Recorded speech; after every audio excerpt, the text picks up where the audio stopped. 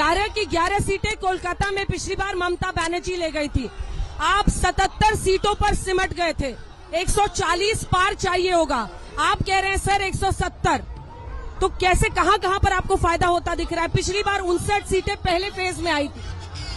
देखिए, देखने का एक नजरिया होता है।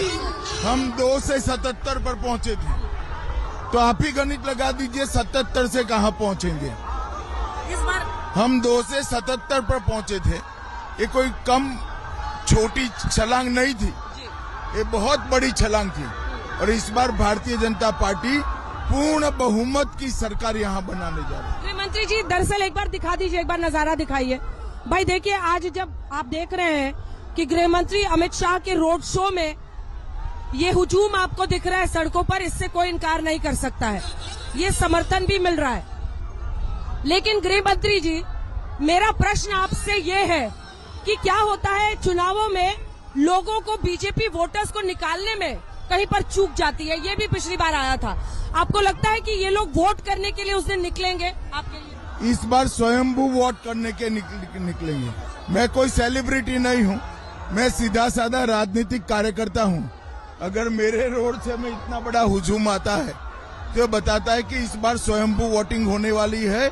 और अगर दीदी के गुंडे निकले तो जनता का रोष का सामना उनको मतदान के दिन भी करना पड़ेगा। इतना आक्रामक तो आप इतना आक्रामक कभी नहीं दिखे। आपने कहा सबको उल्टा करके सीधा कर दूंगा। मैं आक्रामक नहीं हूँ, जनता आक्रामक है। मैं कह रहा हूँ जनता के रोष का सामना उनको चुनाव के दिन करना पड़ेगा।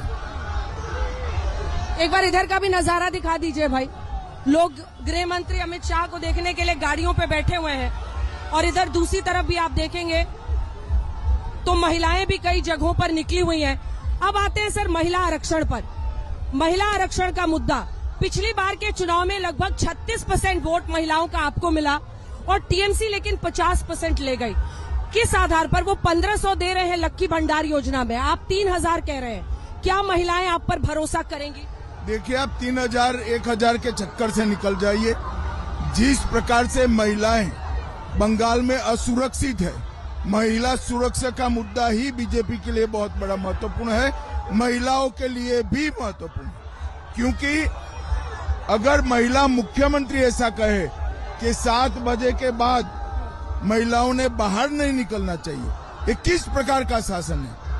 मैं बंगाल की माताओं बहनों को वादा करना चाहता हूं, आप भाजपा सरकार बना दीजिए।